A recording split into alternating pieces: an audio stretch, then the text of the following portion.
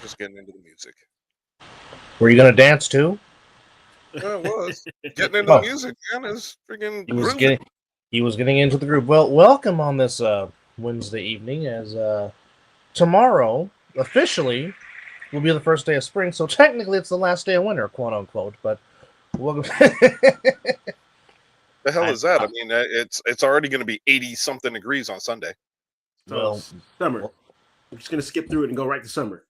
Yeah, there you go. In most cases, yes. But welcome to episode 126 of the Osala Ball AA, and joined today by our special Ace NFL correspondent and co-host of the Mizzle Dove Show, Raymond Mizzle Mason, of course, just done from putting down the baby and celebrating his first victory Monday in 2 seasons.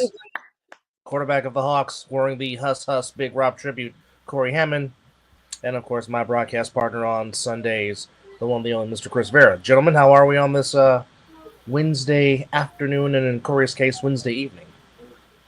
Not bad. Good, man. Corey, how's it feel, man? Yeah, right. This Corey should be leading the show right now. Victory. Well, as I've been clarifying on my many appearances, this isn't the first time I've won in my career. I have been doing this for 13 years. I have more, as I remind Yodi Mack, I have more victories than he has completions in this league. So Wow. it is a great thing for the Hawks. Maybe some people can hear this, and I'm sure Munchie will somehow, because he's obsessed with me for whatever reason. I think he should move on. But some people will hear this and maybe learn from it. It's not about me. Now, I am a voice of the league as a commentator, but as a player, I'll say that I'm really proud of the Hawks as a team. I'm really impressed by a lot of our guys, and I think maybe we'll get into it if we talk about that game in kind of a recap situation. But I'm thankful for the opportunity to have played with those guys, spent the time with them this weekend. And although we were excited Sunday going into Monday, that drive was a lot better with a win than it would have been with a loss. Oh, absolutely. We are moving on, and although they're 0-1, we're taking on a Virginia Heathens team, which is likely going to be a tough matchup for us, 1 o'clock in Asbury Park.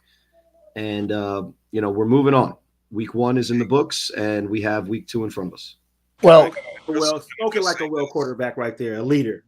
Yeah, can I just say this? It was not a knock, but I was able to watch a portion of the game. And after seeing you throw the 2 interceptions, I was like, obviously my head was down because I'm like, this is my boy. You got to pick that shit up. And then one of the guys walked over to me, excuse me, before our game started, and he's like, "Hey, did you see what Corey did?" And I'm like, "No, man, I'm here. I haven't been able to watch the damn game. What happened?" And he's like, "Dude, they're up." I'm like, "More touchdowns, less interceptions." He's like, "Yes." I'm like, "All right, sweet. I got to watch that game." Yeah, so if we're going to just really quick recap the game, first interception, great play from the defense. They sent an extra rusher on my blind side. I saw the guy, but I was trying to get the pass out quick. He tipped it, and a guy, while he was being blocked, kind of intercepted it. Good for him. And then the second one, my all-decade wide receiver, Chick Amir Morris, who is we actually have chemistry. We worked in the offseason, tried to get stuff together. He tells me he wants to stop it. He tells me he wants a stop and go, runs a slant corner. So I gauged the pass on that second interception a little deeper than he ran the route. The guy's name is Weatherford. He took advantage, made the interception. I'll tell you this candid moment. First of all, I do appreciate. I don't want to make it about me, but I do appreciate the kind of the respect and the well wishes from around the league. That is heartwarming, and I do appreciate that. Again, it isn't about me, but I will say this: on the sideline after I throw the second interception, which is my fault, isn't my fault, doesn't matter. Interception's an interception. I'll take responsibility for it. I thought to myself, like, I don't even care. I just want to win. And good thing we had Delron Simmons or Holato Jones, if you're going by the broadcast. And then a cast of characters that figured it out on defense. We're making plays on offense, blocking, running, everything. It was a good team win. We were down going into the half, and we made the adjustments and drove home that 13 hours a lot happier than if we didn't figure it out. So, welcome, Mr. Duncan. Home on a loss. Boss man. What's up, fellas? What's up? What's up? Man, reeling after a crazy first week. I'm less concerned with the product on the field than what happened in the setting up the booth. You guys were ultra professional and kept us looking good, but oh my God, were we the ducks, feet underneath the water, paddling like crazy, or we look cool and calm up top, man. That was a shit show before we got on air, and then we finally did get on air. Things were good, and then equipment heated up and failed on us one more game. We get this beautiful, nice, air-conditioned booth now, but we had the most primary device sitting in the sun getting beat on. Damn near after Peanut said it, hey, this is really hot, and I put my hand on, I'm like, oh, yeah, I would say so. Yeah, and then seconds later, everything crashes. Right? Live and learn. Learn. Well, yeah. We should have learned that lesson the last 3 times it happened, but we'll see. Well, we'll make sure on Sunday that doesn't happen again. Look, not having Mel was like, I don't know, not having the Force, I guess. Well, I mean, me and Mizzle talked to Mel, and the fact that he was stuck across country, which is just insane, but glad he's back, and glad we will have the hardest working man in sports this upcoming Sunday as we do return to our home base at Matter Academy. And we're also joined by a guy fresh off helping his team put up 78 in week 1, making himself some tea, it looks like. That is, yes, that is your quarterback. Yes, that is. Yes. And no, Miz, he can't play for the Raiders as well. You get the Jets. You get the Jets leftovers. That's it. Be excited about Jets leftovers. Jets leftovers. I thought it was the No, but yes, he was drafted a Jet. He was drafted a Jet. Ah, yes, that's true. But Mr. Hamilton, welcome. So real quick, I do have to say this panel is a little bit more follically advantaged than usual, so I appreciate that. I have no idea what you mean. Hair follicles. I ain't surrounded by a bunch of fucking bald ass dudes. No, I'm sure. It's actually quite even. So we got 3 sets of hair and 3 sets of bald. So it all goes hand in hand. Do not disrespect Scott Hamilton. He has hair. So I just got a number 2 buzz. You know what I mean? Little taper fade. There it is. I remember getting those back in the day when I had hair, but that was a different lifetime ago. So, quick callback joke. Remember when Scotty shaved his head? Yes, when he shaved off the locks Chris, during the fall brawl. Yes. And then we had Chris, Dub, and Scotty, and we were the other side of the bald. Yes. That is a good one. Indeed, we were. Oh, man. Yes, I was somebody's butt anyway. But it Shout was out to Schlenk. But it was also very cold in that booth while Scotty was donating his hair to a fantastic cause, by the way. But it was very cold in that booth. But I'll grow mine out and donate it. Well, That's what I should do. Grow it long enough to donate it because I don't really care about this haircut or lack thereof. I just don't have time to go get a fucking haircut. That's all this is. That's how my long hair started. Right. And it just got to the point where it's like, might as well. Well, I grew my hair out because of COVID. I don't even go get haircuts anymore. I just shave it myself. No That point. part. Just in, hair stops COVID. But we do have a guest full today here. We'll be joined momentarily by the newest signal caller for SickWidIt, Kanyon Stoneking, which is that is a very popular name these days here in the realms of A7. And of course, joining us also a little bit later on in the telecast is current GM of the East Orange Renegades and their photographer, Mr. Clerc, will be joining us. But real quickly, folks, here's what happened in Week 1 of the A7FL as well. I might as well get the Cue him up. cue him up, if you will. Yes, indeed. Yes, indeed. As but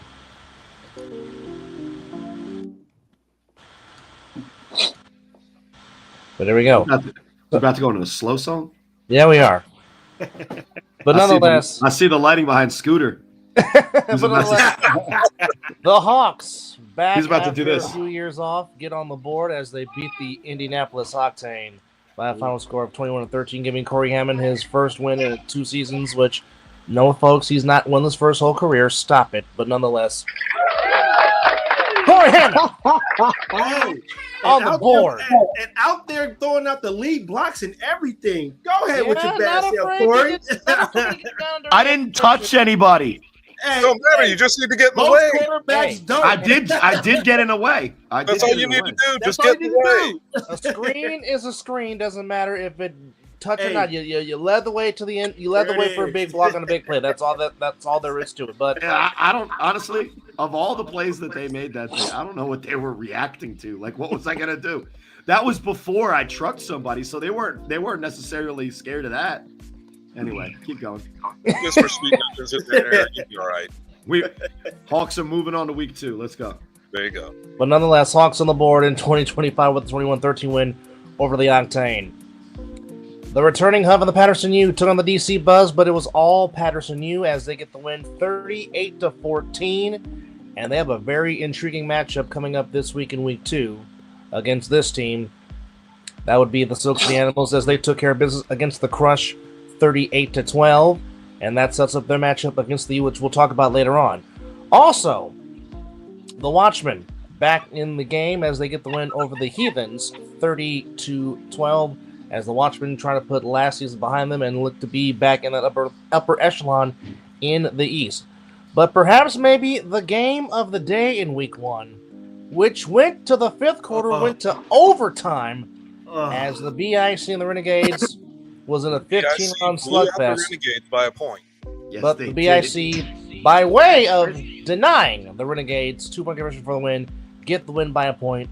40. No, Denying? There was no denying. He dropped that ball. Yeah, the best move that they made was the prayers on the sideline. And I didn't know R. Kelly played for BIC. You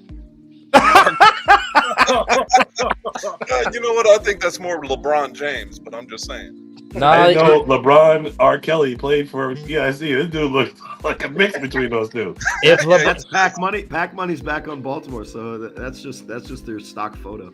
If LeBron or Eric Kelly ever had a kid, and ever the two should meet, and out here in the West, Wow. the defending champs laid the smackdown on the Gold.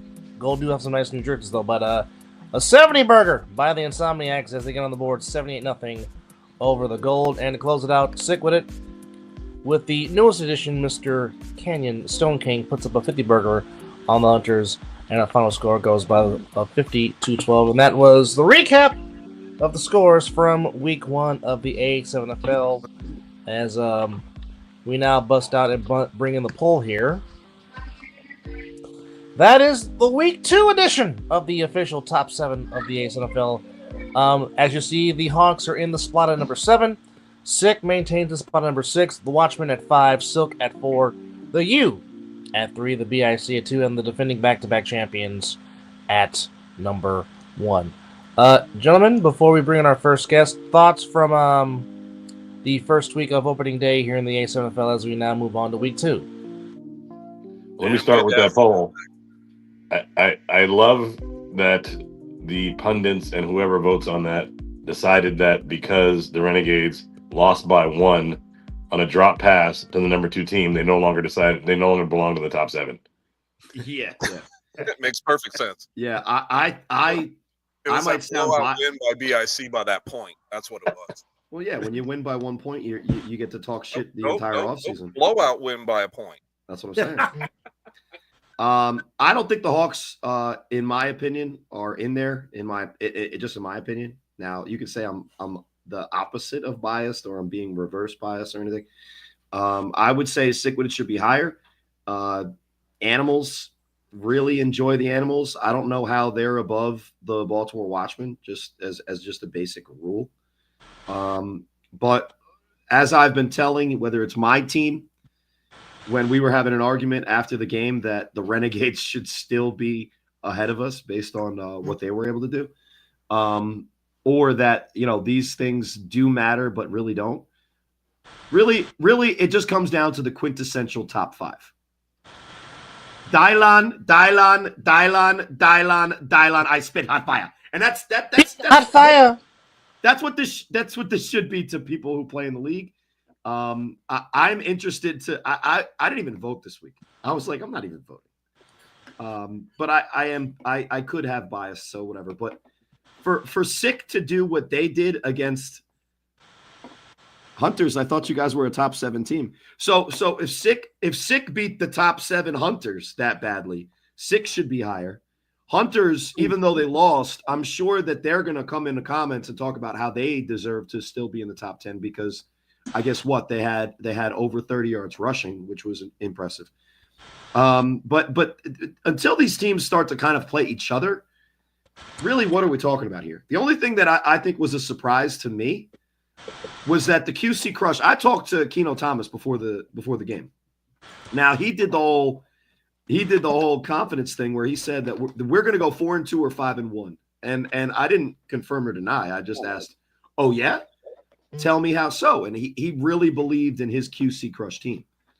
I went on A7FL in Motion. Tune in this week coming up. We got highlights. Matt is talking over highlights. It is basically as close to you're going to get as NFL primetime in our league. I talked about Seth Kozak, right? Playing quarterback for the QC Crush.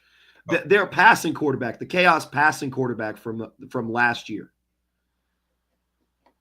Nobody knew where he was. Didn't show up to the game. So, listen, if the Animals could show up with most of their guys to the point where there was a rumor, and I don't know if it's just a troll or cap, but there was a rumor that because there's more running backs, now the running back that I think is probably their best option is looking to change teams, which is interesting. And they could the Animals could show up coming from New Jersey. It's interesting how somehow guys from Ohio couldn't show up for their guys, only traveling from Ohio to Indianapolis. I think if these teams want us to take them seriously, they have to behave as if this is a serious league. And I think we'll go into that more as the show goes on. But I was extremely disappointed with the Crush. That was a team that I thought had an opportunity to really prove that they aren't what we, especially on this show, say that they are based on their performances. They had an opportunity last year, fought. They had an opportunity this year, started their quarterback who was over 310. No disrespect to any bigger quarterbacks here, I being one of them. But come on, man. Really? Really? That's what you did? You threw out a terrible team around Keno Thomas and just asked him to run around like an idiot to save you? The Animals aren't even, and no disrespect to the Animals, they're a really good team. They're not even. And no disrespect to Keno, an idiot? Right? Well, when you're running around with no blocking, nobody running routes that make sense, and you're by yourself as one player against 7 defenders.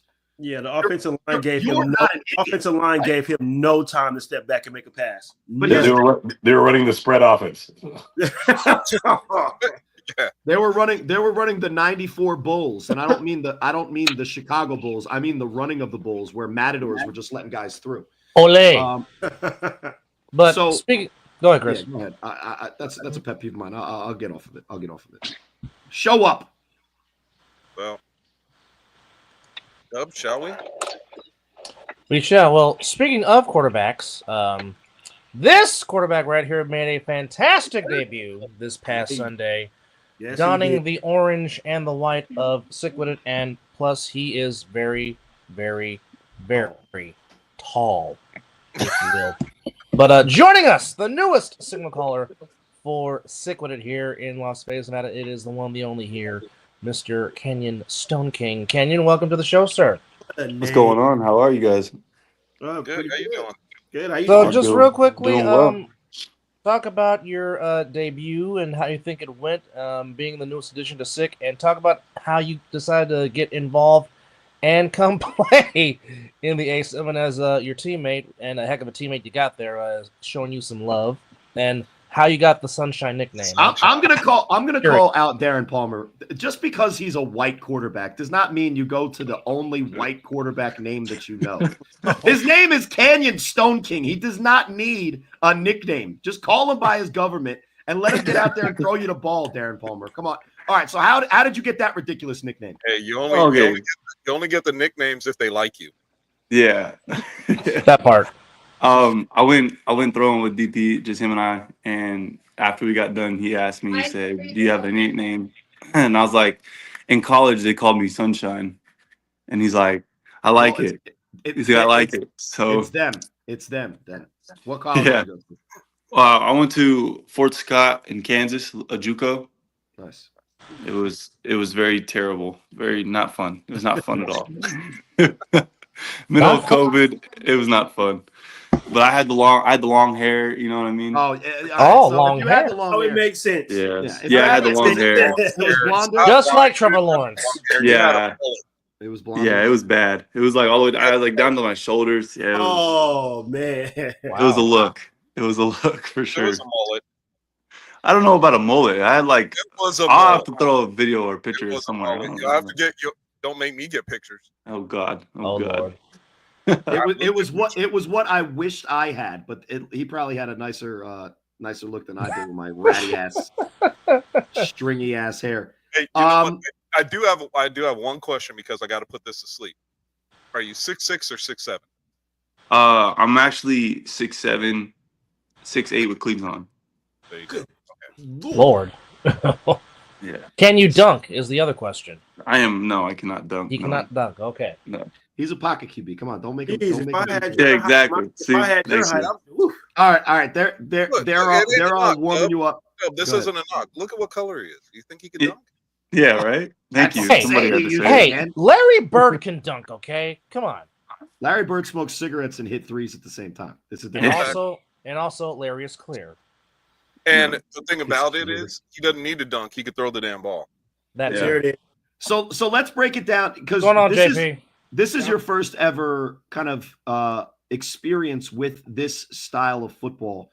When you first walked out there and you saw the condensed offensive line, the complete mismatch when you're looking at Darren Palmer and there's any human in front of him, just tell me what were the first couple of thoughts racing through your head on 1st and 10? SickWidIt has the ball, first time in your career suiting up playing A7 NFL football. Well, I'd have to like the first play, and it was a handoff, and it was kind of like a reality check saying, "Wow, this is actually contact." No pads. They're coming. They're not messing around. They're coming to get you. And so after that, the second play, I threw the first pass. I was kind of antsy pantsy getting the ball out because like I said, they're coming. But once I got my first hit though, it was more of like a okay, I got this. I'm settled in. It's not that bad. It's not as bad as I thought it was gonna be. And then you kind of just keep going, just getting the motion of doing what you need to do, get the ball out, make the right reads, and just kind of go down the field. How bad did you think it was going to be? How aware of A7FL were you before you were approached by Mark Gray to kind of take control of a team that has a lot of weapons that you could use to succeed in this league? Yes. What were you before you were approached by Mark Gray? No, what? Yeah, just sliding in your DMs like K-Wack into Yeah. RTCs. But Wouldn't be no. Sorry, my dog. not she listened. So Yeah. so what did you know about the A7 before kind of joining up with SickWidIt and Mark Gray? Well, I knew about the A7 for quite a while now, and I actually came out and watched Insomniacs and SickWidIt, the championship game here in Vegas. I went and watched in person, and so after that, I saw like in live action, like, oh wow, these guys are actually really these guys are really good, not just bums out here. You know what I mean? Like just not really watching. I'm thinking like, oh, it's not that big of a deal. But then I come out and watch, and I'm like, whoa, these guys are really good.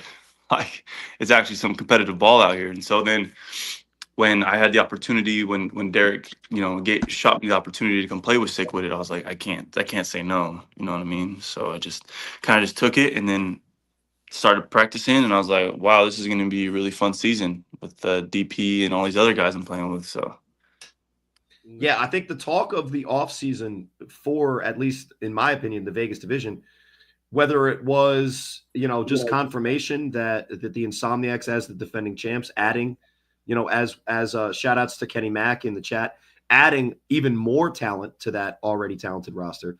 I think the biggest question after the Force dropped out was what we were going to see from kind of the incumbent division champs in the regular season, you guys, right? But the, clearly, at least in general, the number 2 team in the division. And no one wanted to talk about it. No one wanted to say, hey, we have this kid, Kanyon Stoneking. You were kind of like the what my kids, Kanyon, you'll learn this about me relatively quickly because everybody makes the joke. I have a lot of kids. How many depends on who you ask. But kids nowadays, they do this thing that's like it's called 15, a blind box. Depends. It's 15. You have 15 kids. Exactly. Or if you ask Matt, it's 1,000. Or if you ask people that actually will tell you the truth, it's 5. But we'll go with we'll round it up to about 8. So blind bag or blind box, those things that you go to the store and you don't know what's going to be in, and it's a surprise. You were the blind bag of week 1, and when A7FL fans opened up the blind bag of Kanyon Stoneking, A, sick fucking name, bro. B, you stepped in pretty, I don't know what size he wears, but Jeremy Geary threw for 2,500 yards and over 30 touchdowns and led his team to a regular season division championship. And you stepped in those shoes and almost made the offense, at least against the should have been ranked Hunters, made the offense look pretty damn good, in my opinion. Now, I didn't break down like every single play and what you fucked up on. Excuse my language. I'm trying to be better. But I do think that if we graded your performance, you would be closer to the 90 range than the 70 range. So congratulations for stepping in, a spot that could have been big shoes to fill. It seems like you're filling up. What made it easy for you to make this transition as quickly as you did? Was it the competition that you were facing and allowing wide open receivers like I saw most of the day? Or was the plan going in with Mark Gray, with the veteran leadership around you, the thing that made it easy for you to kind of just get comfortable in there and just play ball? It really was. It was the whole team really just kind of when they rallied around me and then just telling me to, be calm, be myself, just go out there and play, be great. And having a guy like DP out there, constantly in my ear saying, you good? How you doing? How does this feel? Any questions? Like anything I can ask him, a veteran of the game, I can go and ask him. Just having that, in my ear and on the sideline and having Coach Mark Gray with me as well. Any questions? He was a really good coach and really coached me up when I needed it to be. So they really just made the game very, very easy and simple and very easy to just kind of slide right in where Jeremy Geary left off and very happy in where I am right now. So it was really fun. I had a really good time week 1. I'm really excited for week 2. Scooter, what do you got for Kanyon? Yeah. What? Did you get hit at all?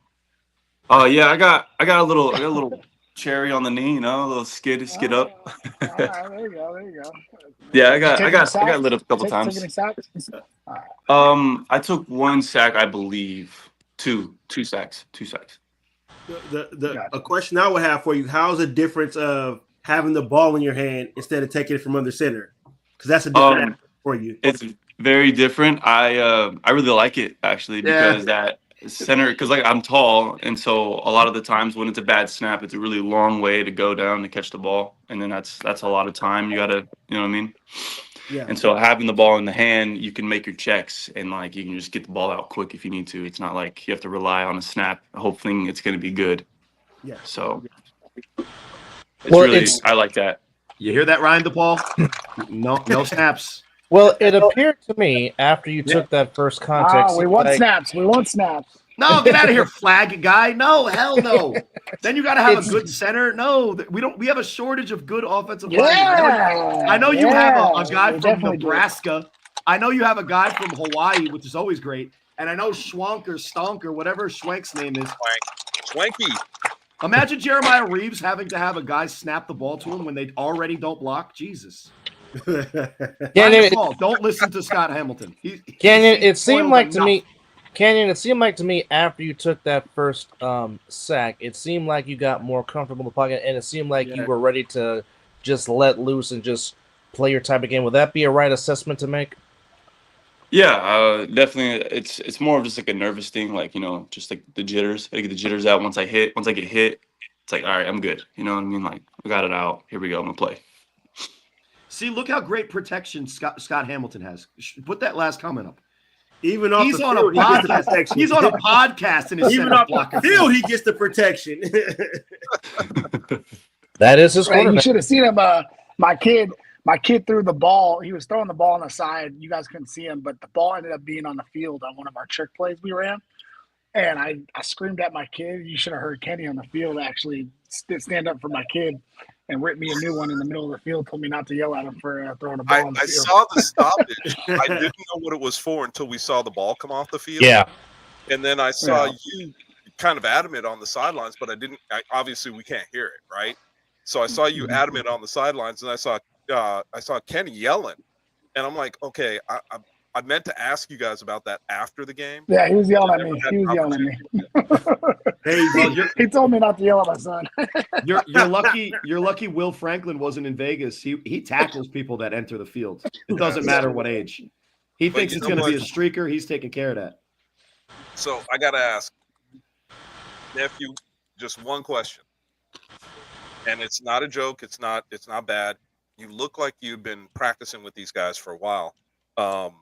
With the passes that you were making, and there's one pass in particular, your last touchdown, that you got two guys draped all over you. You're falling backwards. You threw the pass about 40 yards down the field. Was that to a spot? Did you know that's where the wide receiver was going to be? Have you had enough time with these guys to make that play? I mean, what was that just allowed you to make that play so easily? Or make it look so easy. It wasn't really easy, but to make it look so easy, have you had enough time with these guys to make that play?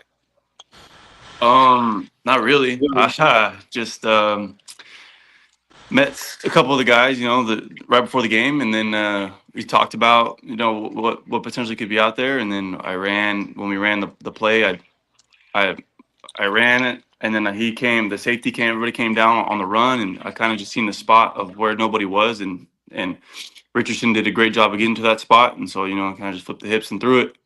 Just kind of to the spot. So, I mean, watching the game and watching you do what you did, I'm interested to see how you will continue to grow throughout the season, and how you are looking at your wide receivers. I know that Mark was saying you guys didn't have everybody there on Sunday.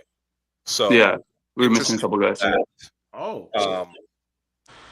We have said, and Scooter's got a bet that you guys are still going to be the number 2 team in this division, and I'm kind of rooting for that too, knowing that you're running with Sick. You looked, I would say, comfortable back there on Sunday. I know that the rushes are going to get, obviously they're going to get better and better and better. So I hope you're ready. But what is the one game you're looking most forward to, and the game that you want to play the most? Well, right now, we're looking forward to Gold Week 2. We got them coming up, but obviously, I always have Insomniac circled. Like that's the game. They're back-to-back champs. They're a very competitive team, and we're a very competitive team, and I feel like it would just be a lot of fun to go out there and play those guys. But right now we have Vegas Gold, and I'm excited to go play them and hopefully win that one. So, but yeah, really excited to play the Insomniacs. Though very excited. Again, Coach another James. good answer by a quarterback that knows how to answer a question. Yeah, Coach James isn't necessarily wrong there, but that's the perfect answer. You say Yeah. week 2, but obviously He said it's a dumbass question, but you know what? You got to ask.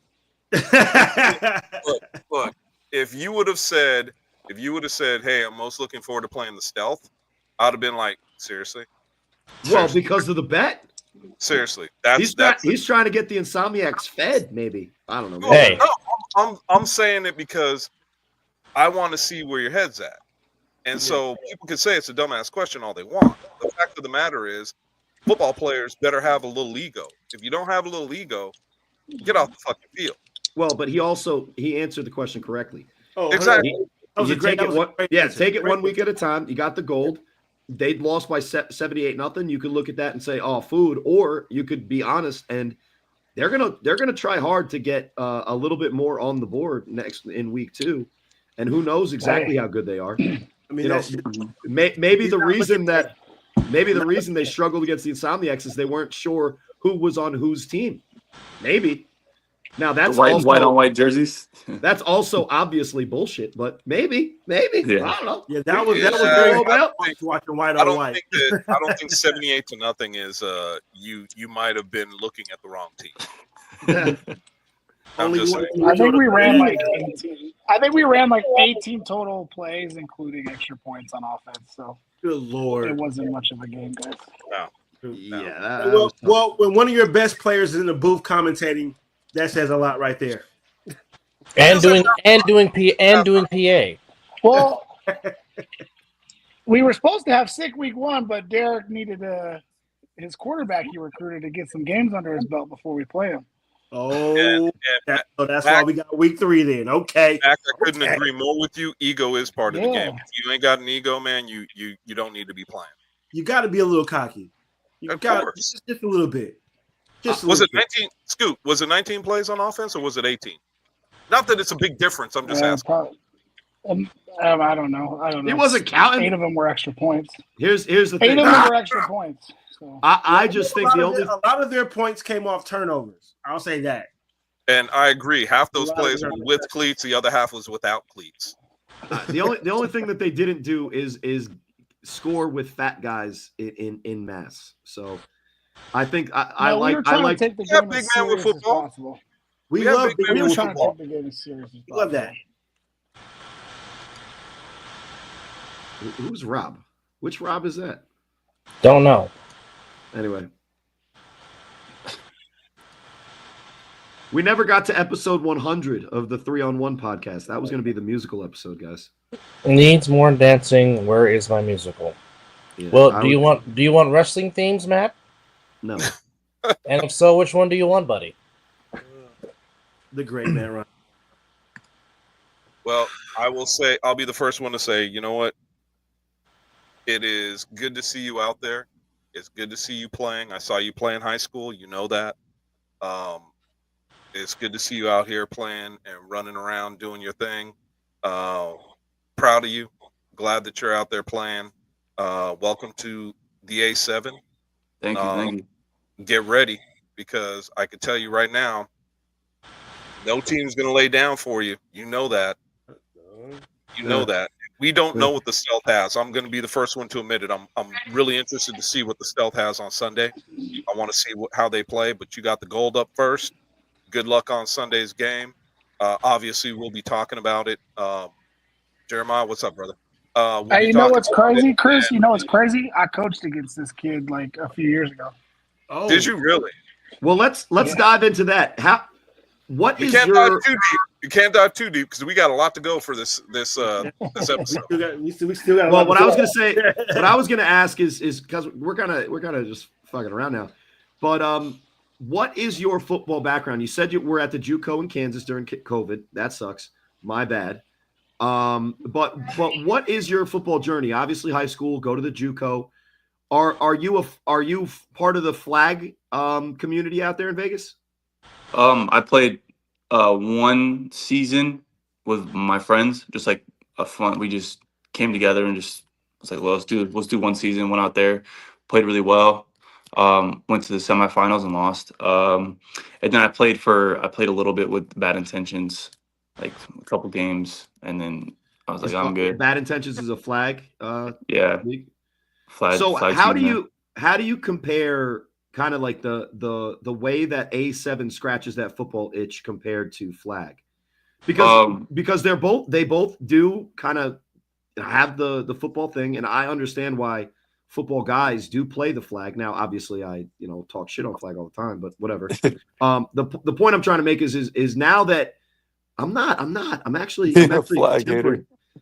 That's my character, but I'm actually not doing that. What I'm trying to do is ask you the question. Now that you played in the A7 NFL game, how do you compare and contrast? How can you compare and contrast the styles, and what do you like and dislike about one or the other?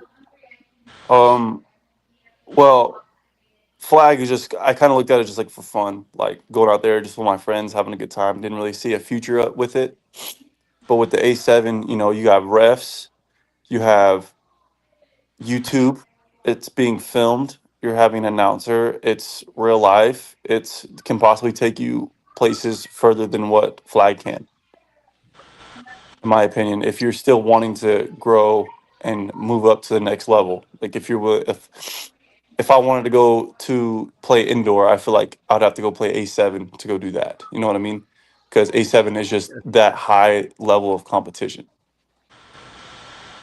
Now, as far as just the gameplay, so obviously the kind of behind the scenes and the platform and the presentation of A7, shout outs to your announcers above me. Also Miz too. He's a commentator. He's definitely an analyst. But as far as just between the lines, well, the lines and the hash, how do you compare, the actual gameplay of one versus the other, and which do you prefer in this short amount of time that you've been in the one? Well, no doubt. I mean, flag's a lot of fun.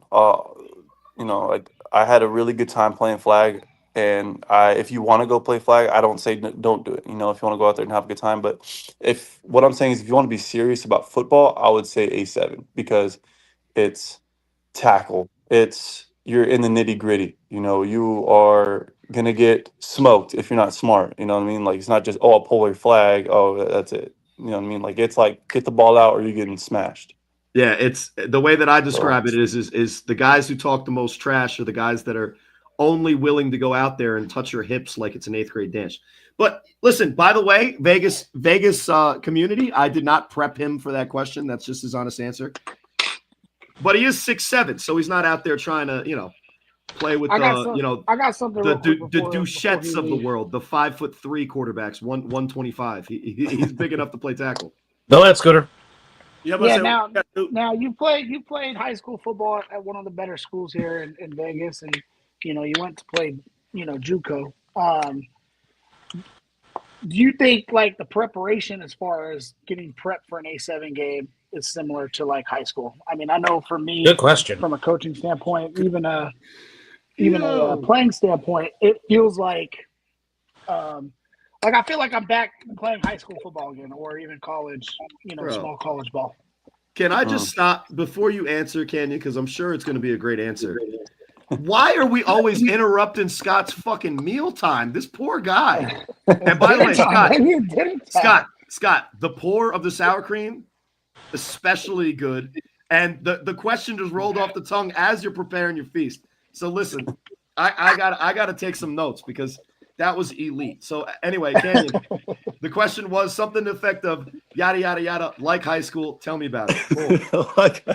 Well, the preparation, I would say, definitely not the same in high school because in high school I had, I was going 6 days or not 6 days, 5 days or not 5 days, 4 days of getting ready, prepare, practice every single day, film room, and then going out there and executing. A7, it's kind of just like maybe I can get a couple guys once a week because life happens and people have work and jobs and stuff.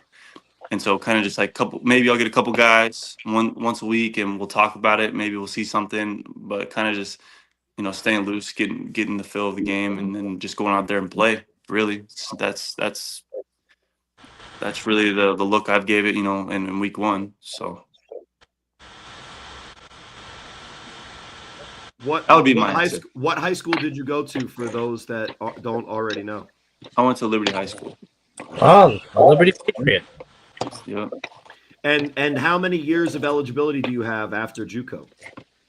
I mean, technically, I still have 6 years eligibility. I can go back and play college football. man, But okay. Is that your ultimate goal, or do you want to just kind of more follow the lower level pro route and see where you can go from there?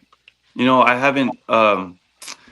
It's just so funny because a year ago I quit football. I wasn't even thinking about doing anything really, and then this kind of things happen, and I just happened to stumble across this and realize, okay, maybe I should start playing football again. So that question I can't really answer because I don't know truly. Yeah, take it one week at a time. You got the gold. How old are you, by the way? I'm 22. Yeah, so that sounds similar to my story. And then look, 16 years later, you'll have gray hair and you're still addicted to this game. So good luck with the rest of your life.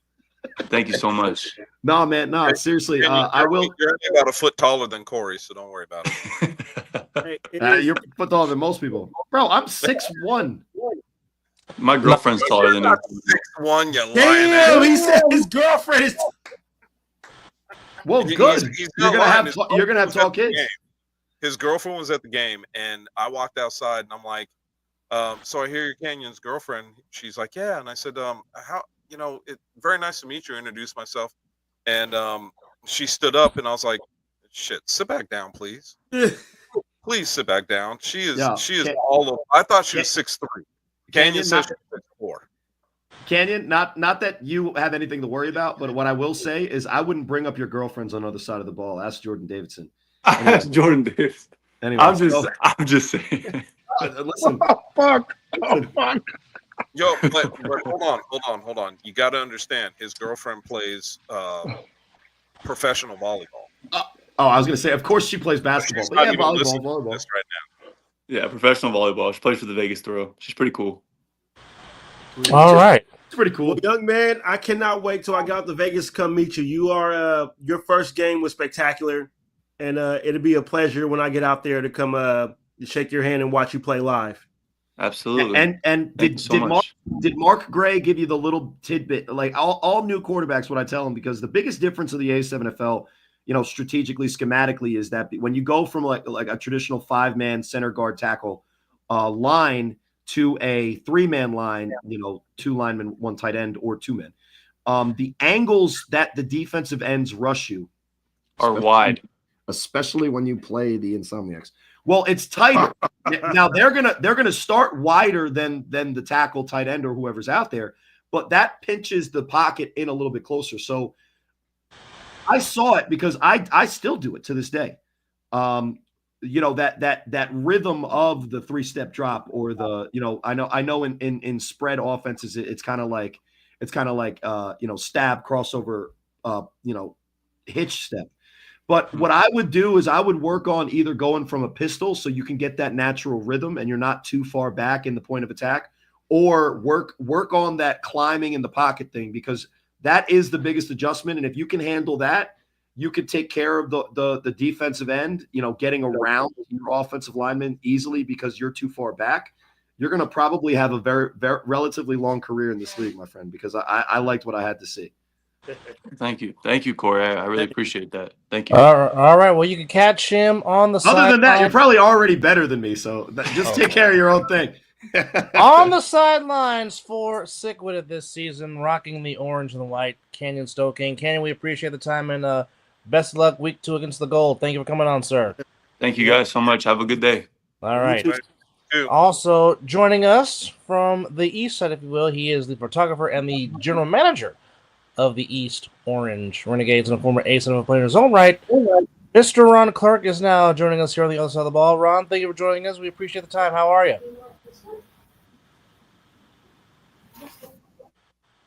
Ron, can you hear us? Thank you for having me. Appreciate it. All right, Dub. Let me do the intro. As a Please. player, You hear me? we hear you. As a player, this was the Haitian sensation, Mr. Hitstick. Got your number. Yo, guys, before, all of you idiots were calling that hash thing a hashtag when it was just the pound sign. That was Ron's jersey number, and his name was Got Your Number on the back. Okay? Oh, We're talking about not only is this ancient times here before cell phones texted, but I don't even think there was social media.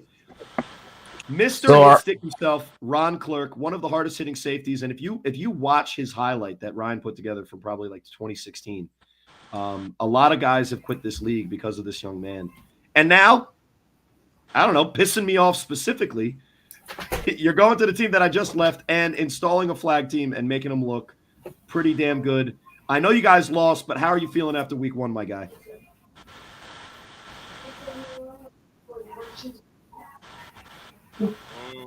I don't know that he can hear it. Shoot, the delay. I'm feeling bad. I can hear you. It's just a little off, but I'm feeling bad because I don't like losing. Well, I mean, I can understand that. I mean, you wouldn't be a football player if you like losing. And nobody likes losing. But outside of that, the fact that your team, The internet's cut off. You can hear me? we can hear you. Go ahead. We can hear you. try to back out, rejoin. Maybe we can get you a little bit clearer. But as a team, I like when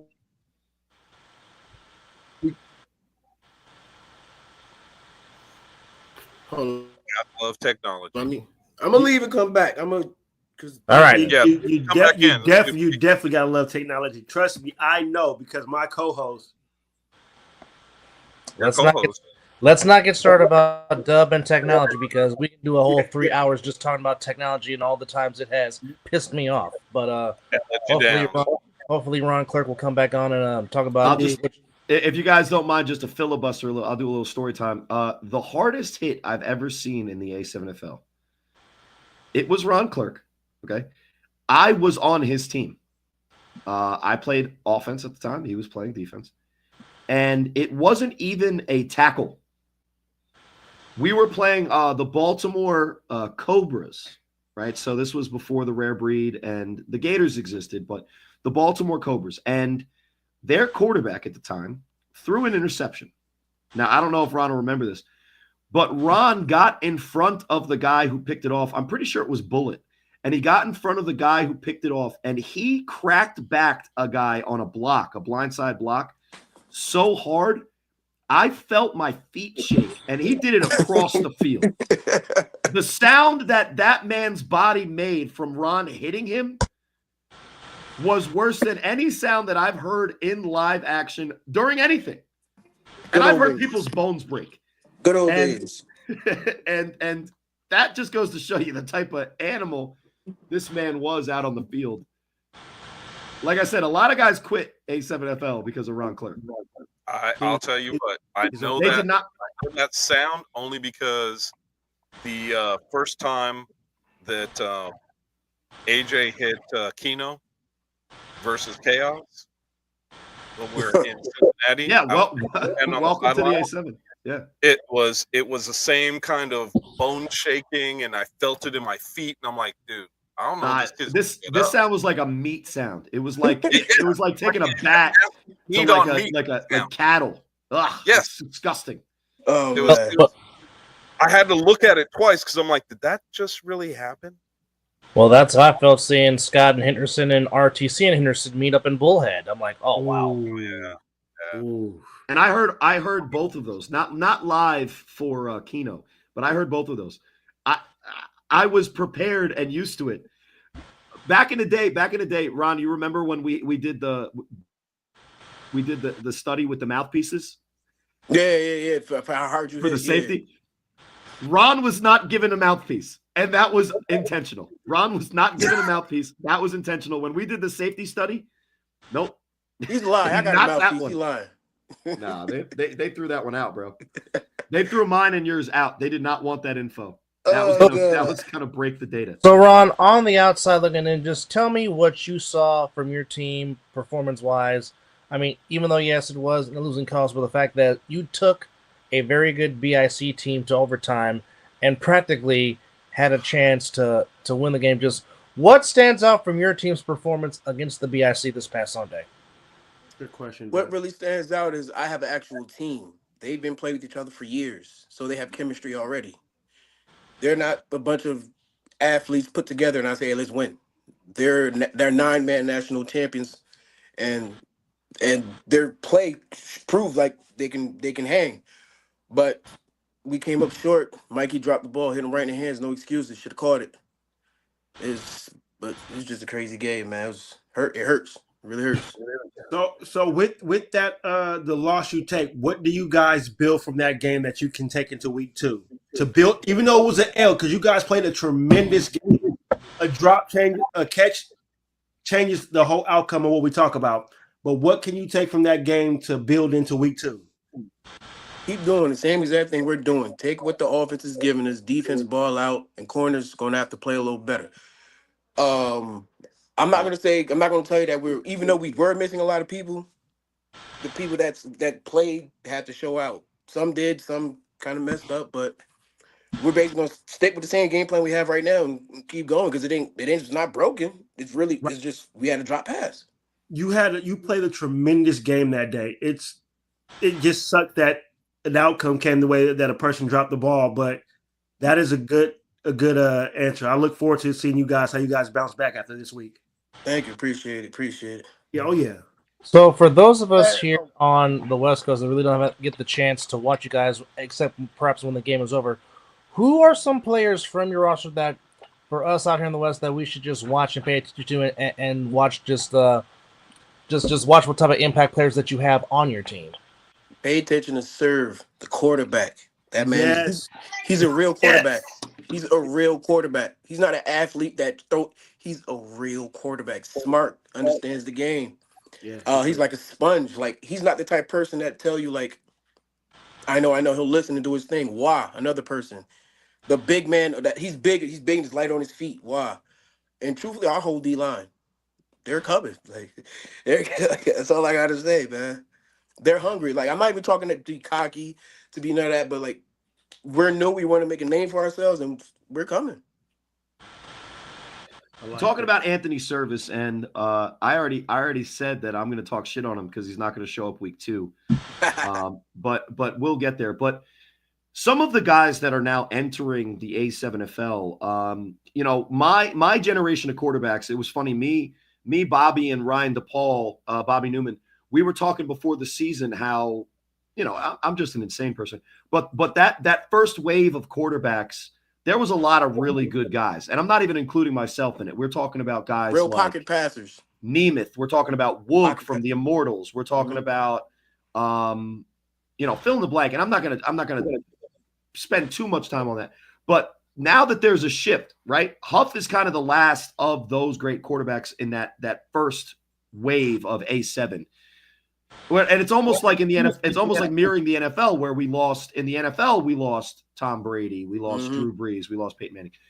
Now what we're seeing are guys like Scott Hamilton. We're seeing, even though Jeremy Geary was in and out, now it's this new kid. We'll see what he can do.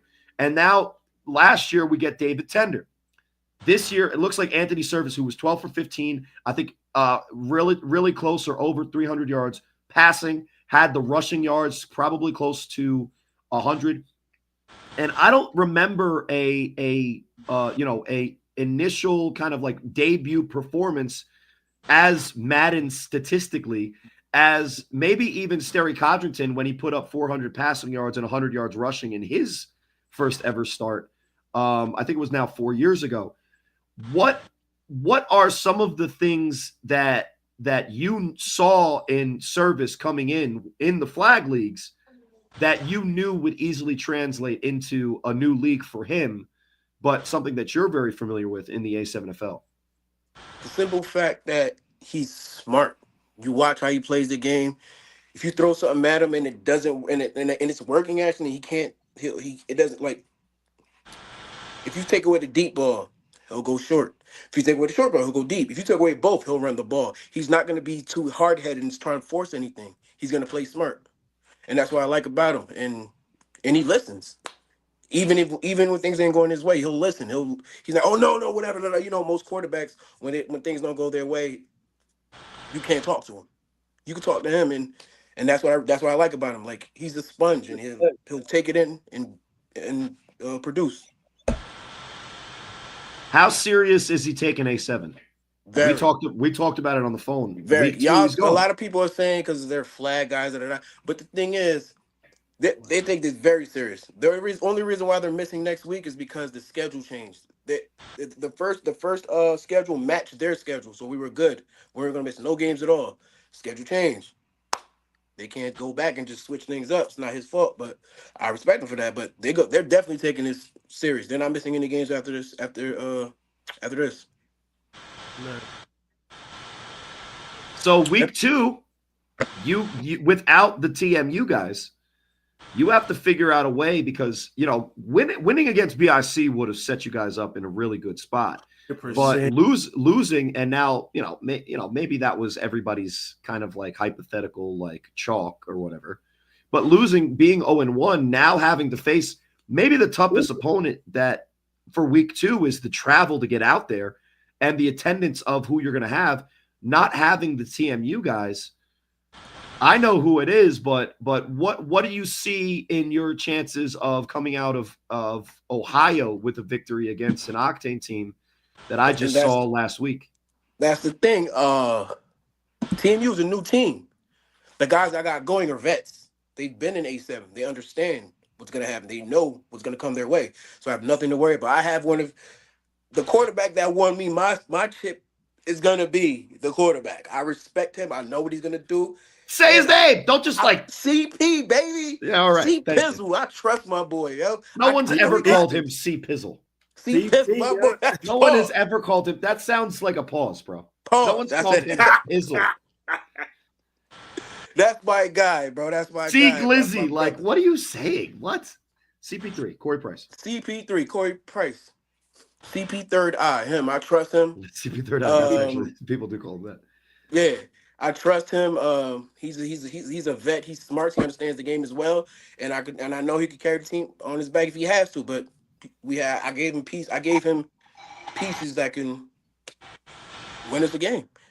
How integral are you on game day now? Because when we talked, it's your team, my guys. This is my guy, right? Because I do feel like not to take anything away from Go Real, who's technically kind of the owner. I've been on many of his teams, and no disrespect, but he does nothing, right? He barely recruits. He's not able to talk about scheme in a way that makes sense to somebody that knows football.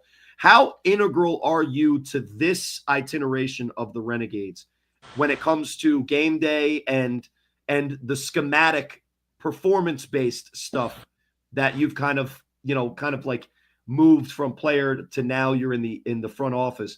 I know you put the team together as recruiting and organizing and putting them, basically getting a jersey, onto their backs and shoulders. How integral are you in the communication during game day and we'll say the air quotes coaching of this East Orange team? Well, Go Real, bro, he's a great guy. Thing is, the previous team he had was just, they were good guys. The thing is, they had no real structure. So Gorilla would talk. Gorilla has a great game plan, but if you don't have structure within the squad, they're not going to really listen. But now we're good. Everything is great. Gorilla speaks. People listen to Gorilla. He gives his input on the offense.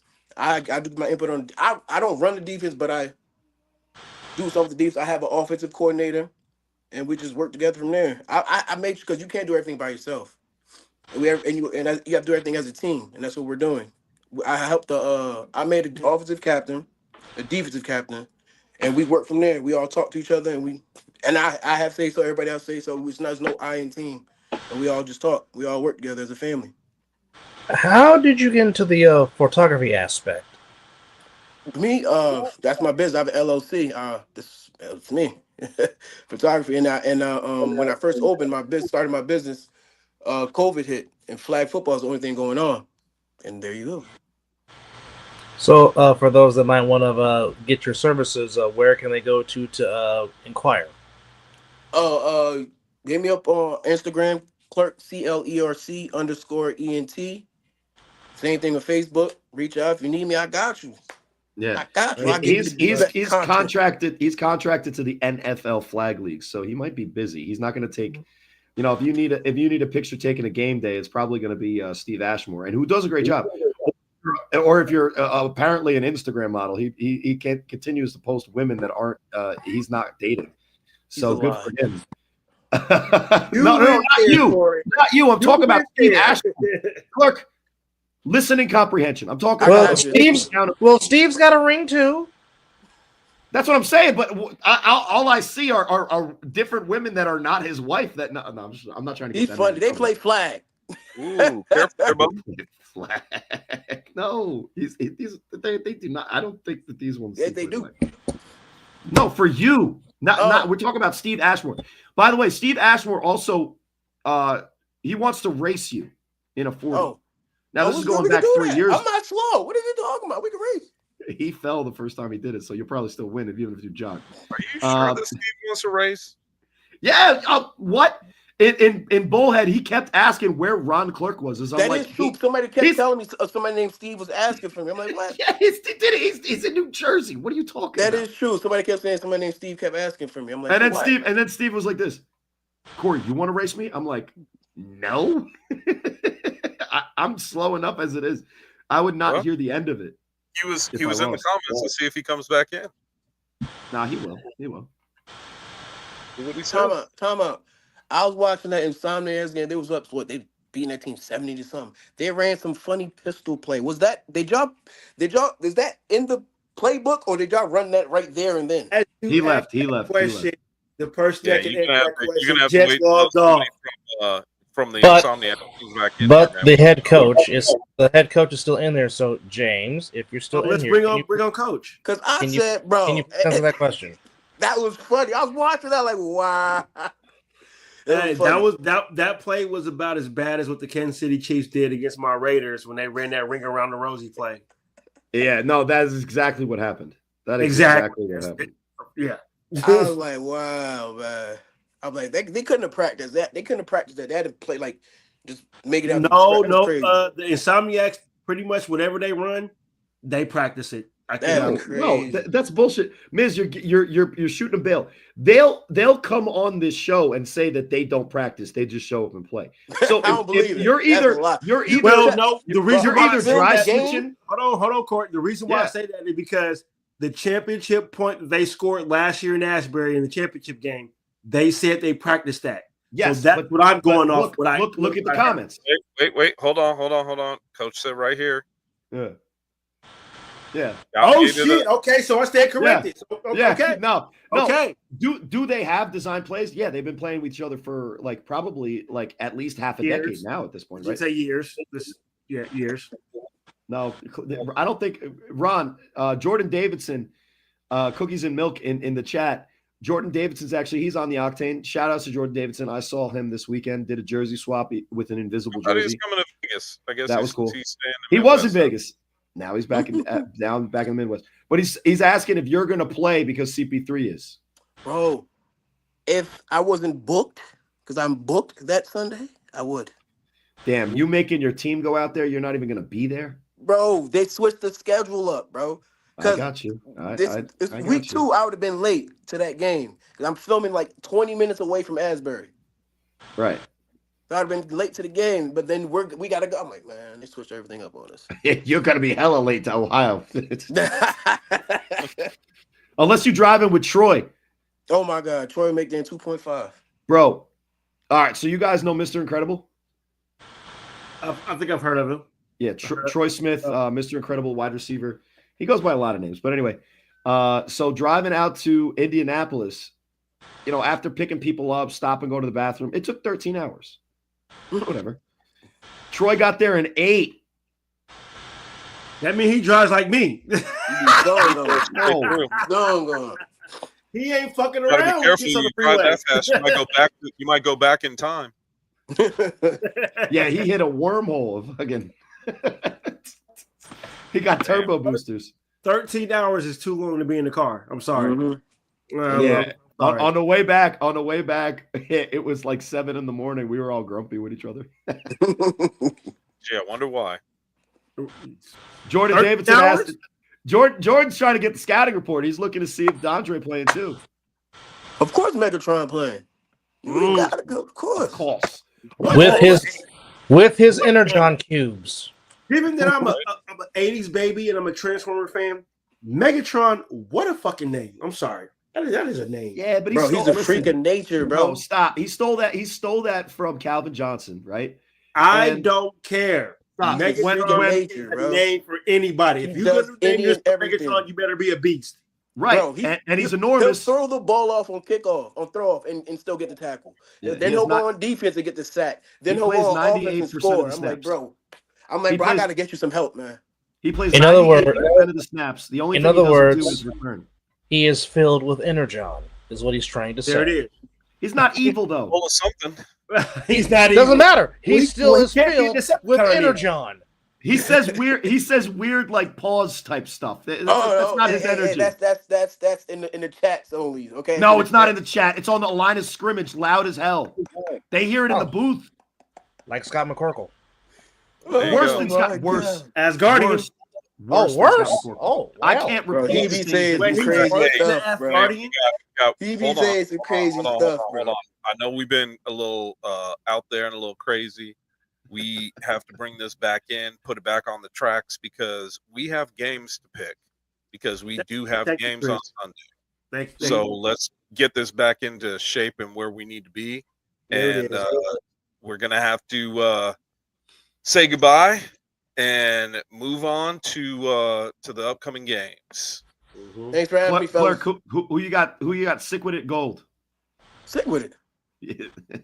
I mean how gold play. I'm sorry, bro. My man. Nah, I wanted to give you an easy one before we let you go. Ron, be safe, sir. Thank you. Thanks for having me. Have a good one, fellas. All right. Have a good one, man. Thanks. Ron Clerc, GM and photographer of the Renegades, and yes, Mr. Vera, it is time to pick some games and starting with the schedule here. We got a little over 19 minutes to pick games, so we got a lot of games.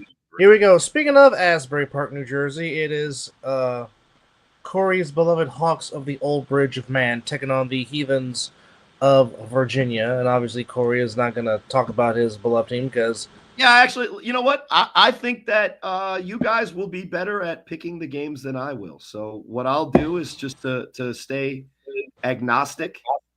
I will thank everyone for their comments. Thank you, everyone, for the well wishes. We are moving on. Week 2 should not be Popping of Champagne by Matt Ryan, which is a sneak diss, by the way. And listen, I am excited to see if the Stealth can back up all the talk from their general manager. But, gentlemen, if you don't mind, I'm going to let myself go. I will see you next week, and hopefully I'm just as happy then as I am now. Well, good luck against the Heathens on Sunday, Corey. Mr. Hammond, it's good to see you, brother. It's good to talk to you. Miz, you can't have any of the A7 quarterbacks for the Raiders. I know you want them. Not even you? We appreciate Corey with the time. But yes, so Heathens and the Hawks in Asbury Park, New Jersey, kicking off at 1 p.m. Eastern, of course, 10 Pacific.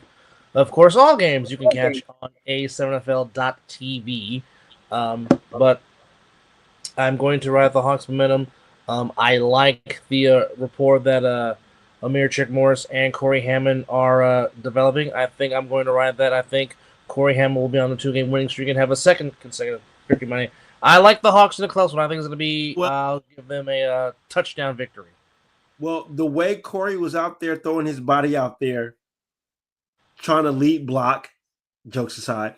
But no, I think the Hawks will take this one. I think Corey will build off what he did. And the whole, not just Corey, but with the team can take off what they did week 1. So, yeah, I'm going to ride with the Hawks as well.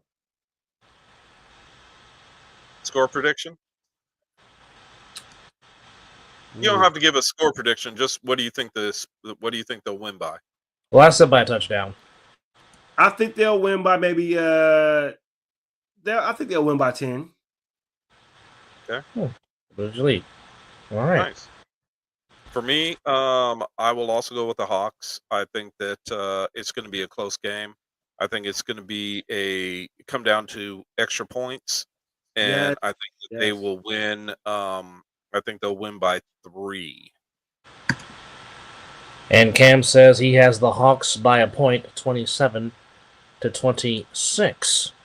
Love it. As I appreciate Mr. Davidson coming by and always showing love and commenting here. All right, next game coming up to you.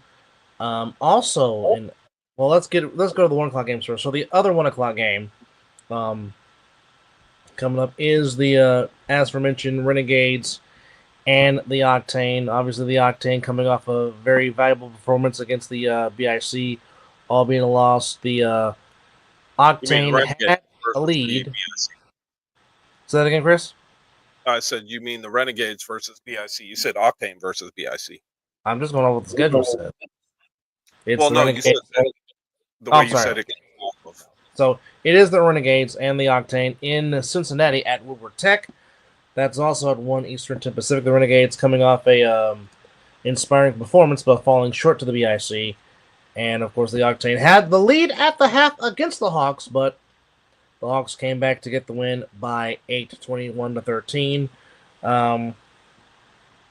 CP3, a veteran of this league, played for a long time. He'll take the handles for the Renegades, but I think the Renegades will take all that momentum and get the win and finish and fall.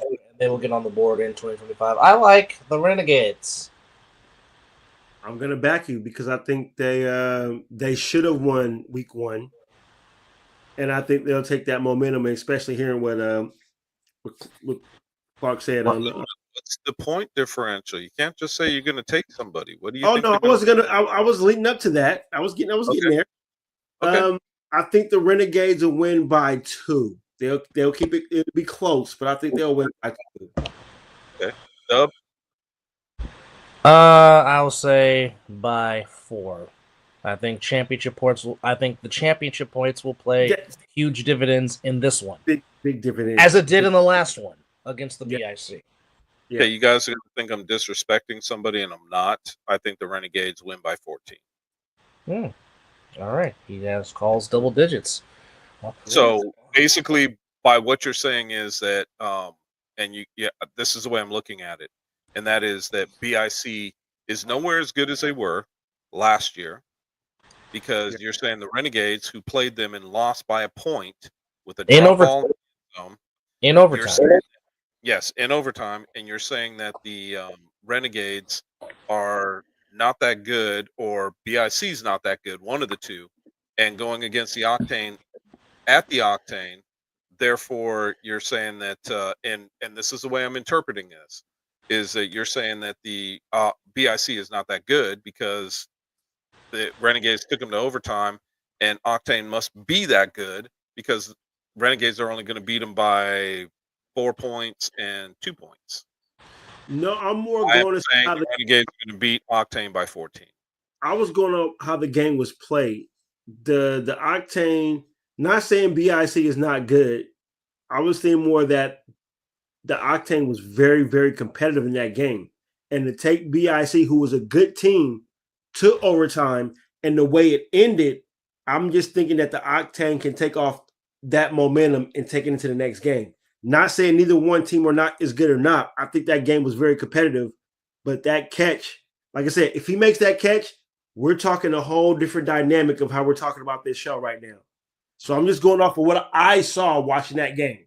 Okay, but if you're listening to what you're saying, then you're saying that the Octane is that good because BIC is really not that good, and that's why the Renegades and BIC's game. Both teams were. It was a competitive game. It could have went either or. I'm just more saying that a catch makes a difference of the game. Not saying neither team was.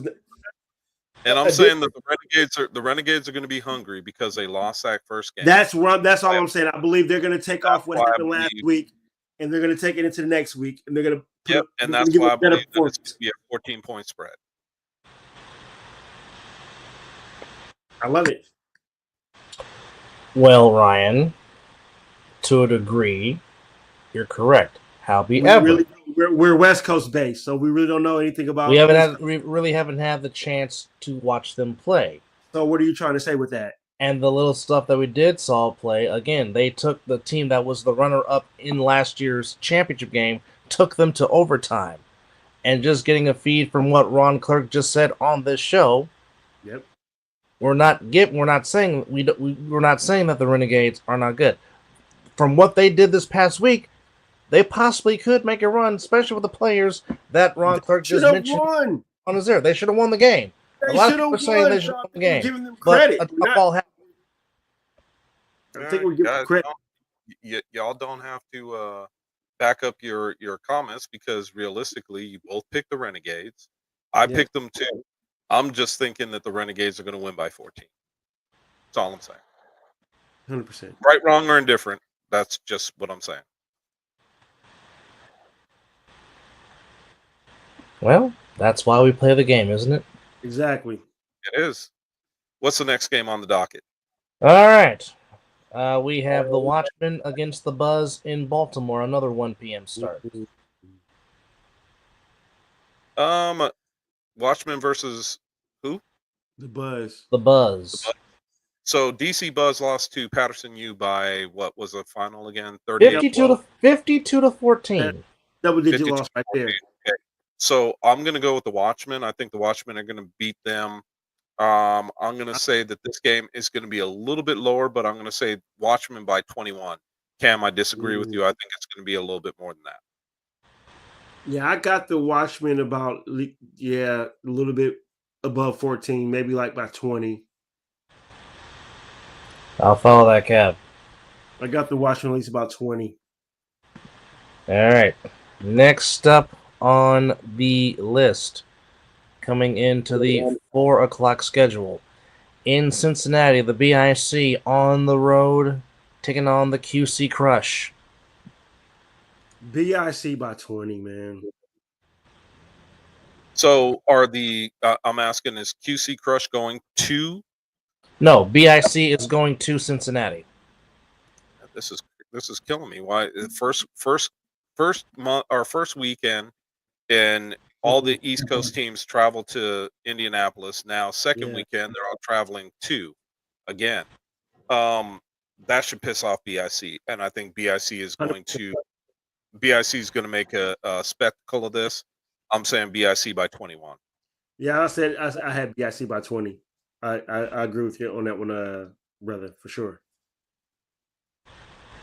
I'm not going to disagree with that. BIC is going to come in playing pissed off, and they just it possibly could be. This will be slightly a statement game. It could be possibly a Gold Insomniacs type situation with the BIC and Boss Man is back. Yep. What's up, Boss Man? What's good, fellas? What's good? Showing off the locks now. He got rid of the hat. Oh, my bad. We were talking about the follically challenge, so I thought I'd show off. So look, we got all the people with hair on this side, all the people without hair on that side. Ryan says that Sterry's going to rush for 3 TDs. Mr. Davidson says the Crush O-line didn't look good. So, boss, how do you see BIC and the Crush with the BIC going on the road to play in Cincinnati at Woodward Tech? Okay, let me be honest here. Full roster, BIC mercy rule. However, BIC's got to travel. There's probably about 10, 15 dudes who don't make the trip. So you'll have their 20 to 25 guys that decide to make the trip. As long as Sterry and Ashanti and a couple of their O-linemen and their full D-line is there, BIC by 30. Ooh. All right. If those linemen aren't there, BIC by 12. All right. And perhaps the most anticipated matchup here on this schedule.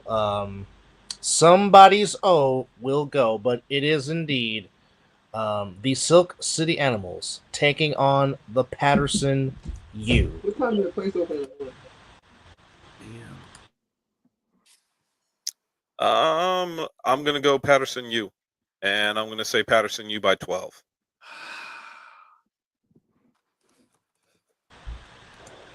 Who you got, Scooter? I haven't seen Patterson U play, but just based off of last year, I'm gonna say the U.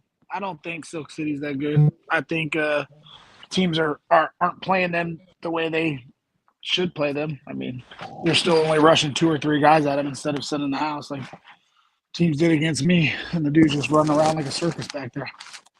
So I got the U. Mr. Vera. I already said Patterson U by 12. Oh, that's right. That's right. Boss man.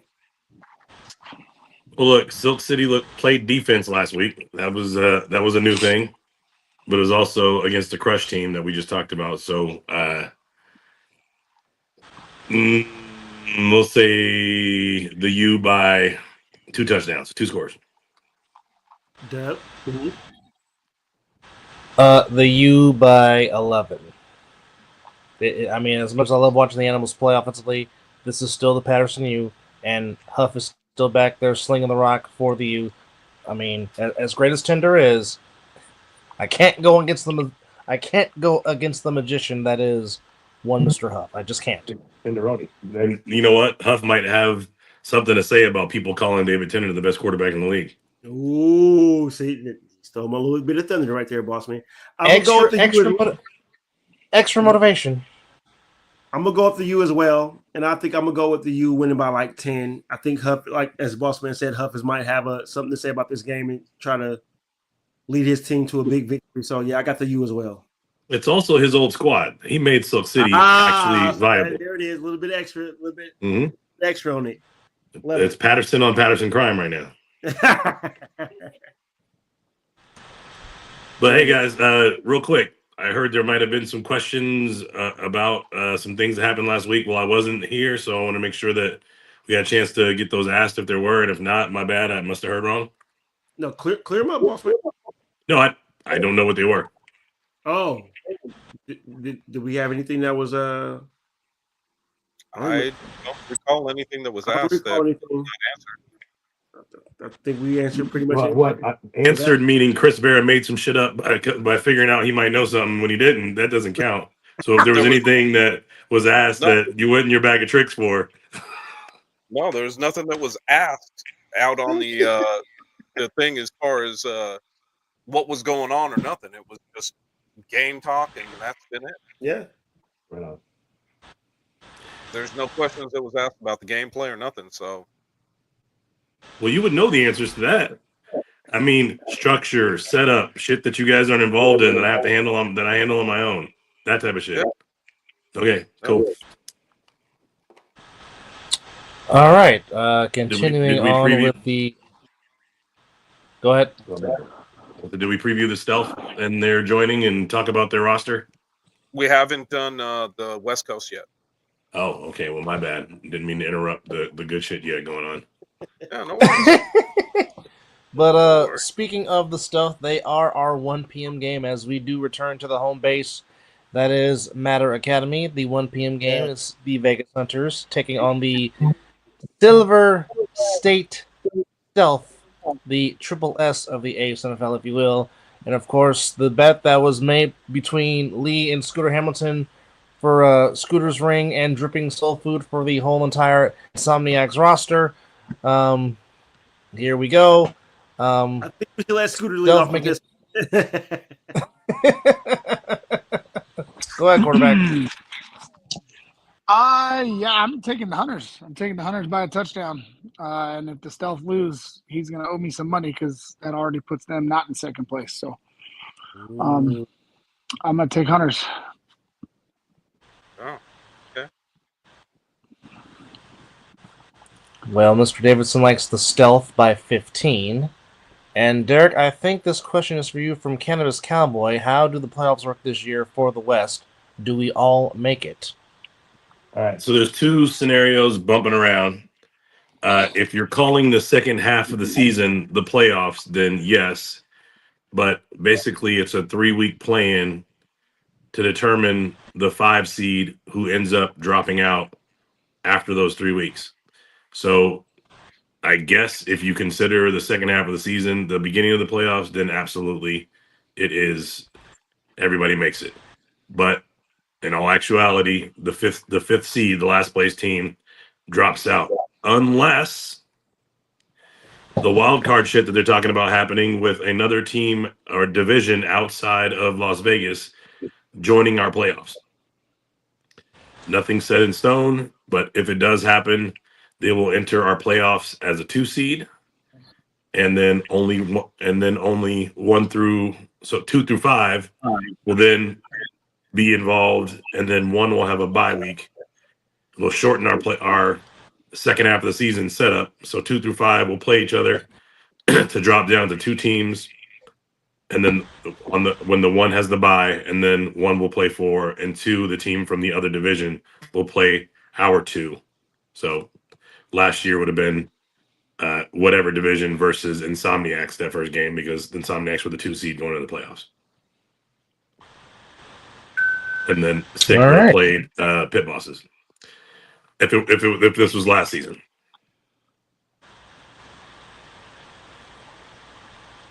All righty then.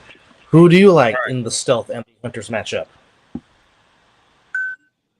Well, have you guys looked at the Stealth roster yet? The answer is no. If you got to look right no.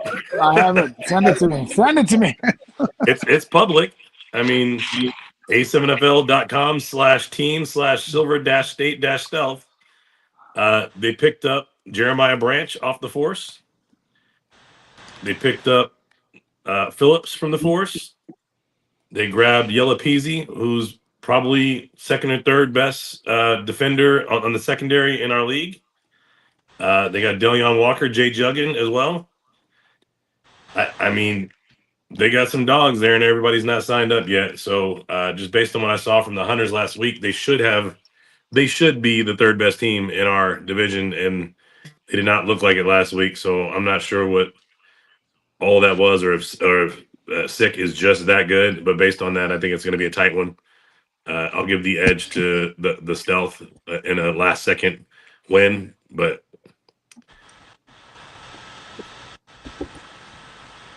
All right.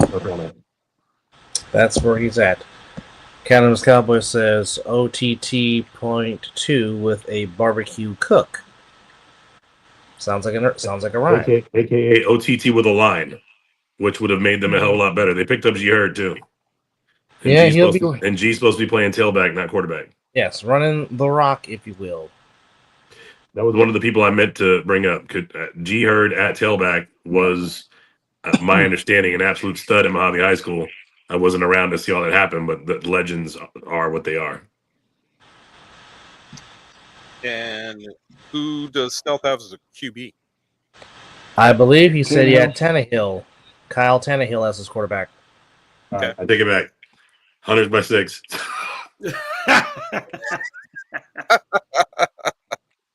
That was my question. I love Tannehill the person, but I've never seen him actually run the quarterback position well in our league. Yeah, I'm gonna go with Hunters by 3. Hunters by 3. I'll take Hunters by 3. Hunters by 3.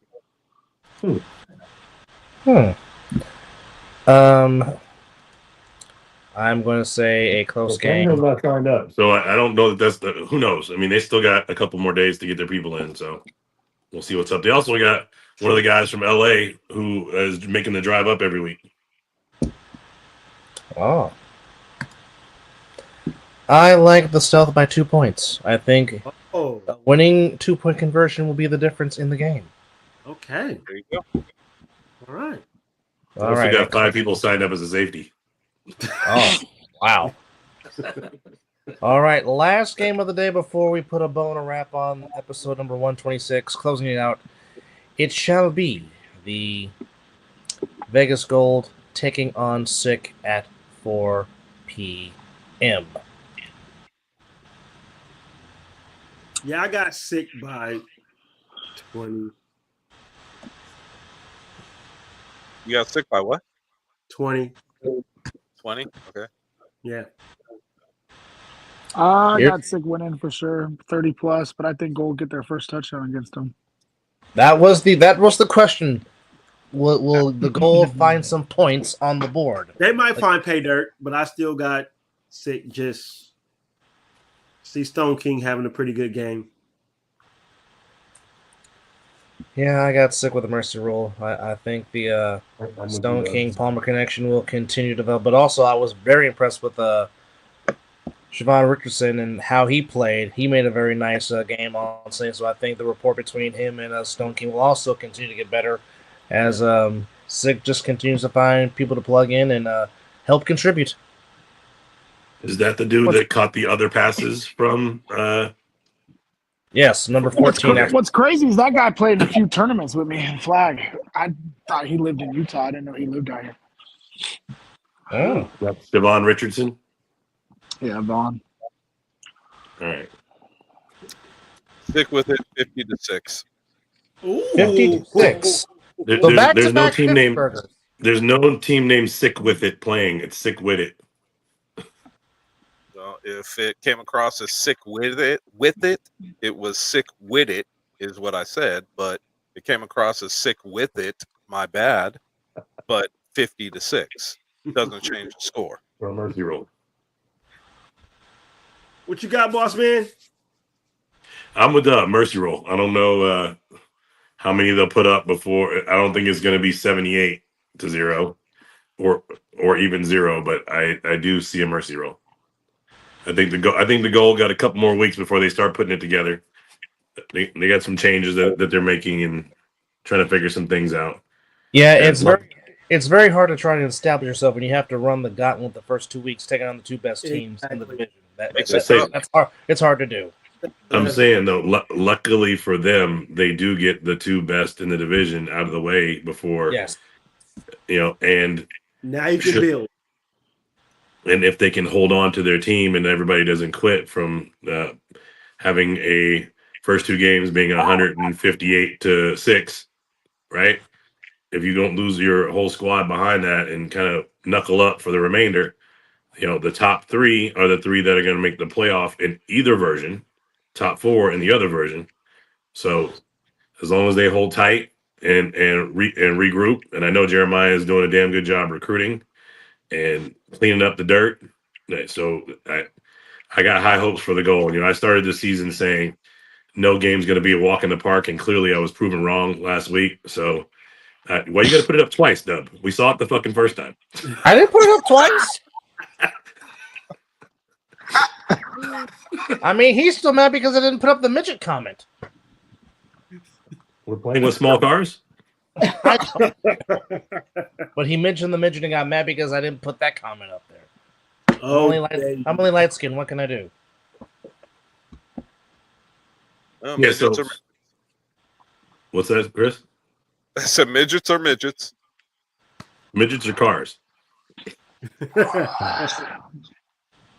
Well, I don't that know. Too.